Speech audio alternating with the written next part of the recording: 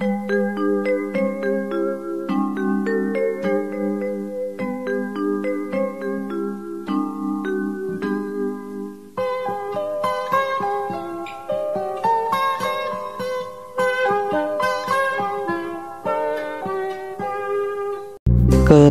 itu kaum musyrikin Quraisy berusaha menghalangi dakwah Rasulullah Shallallahu Alaihi Wasallam.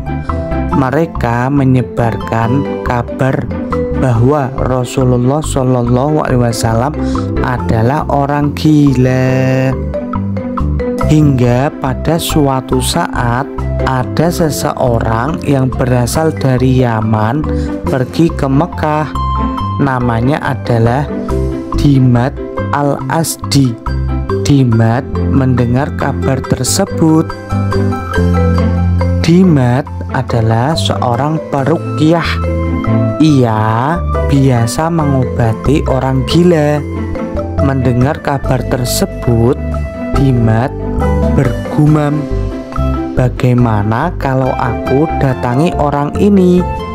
Semoga Allah menyembuhkannya melalui tanganku." Kemudian setelah bertemu dengan Rasulullah, Dimat pun menawarkan untuk mengobati Rasulullah. "Hei Muhammad, saya biasa mengobati sakit jiwa dan Allah menyembuhkan siapa saja yang Ia kehendaki melalui tanganku. Apa kamu bersedia?" tanya Dimat. Lalu apa jawaban Rasulullah Shallallahu Alaihi Wasallam?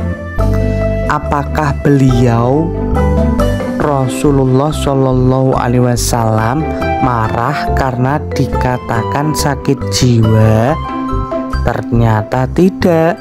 Beliau Rasulullah menjawab, "Innal hamdalillah nahmaduhu wa nasta'inuhu may yahdihillahu fala mudhillalah wa may yudlil fala hadiyalah wa asyhadu an la ilaha illallah wahdahu la syarikalah wa anna muhammadan abduhu wa rasuluh amma ba'du." Segala puji bagi Allah. Kami memujinya, meminta kepadanya. Barang siapa yang Allah beri petunjuk, maka tiada yang dapat menyesatkannya. Dan barang siapa yang Allah sesatkan, maka tidak ada yang dapat memberinya petunjuk.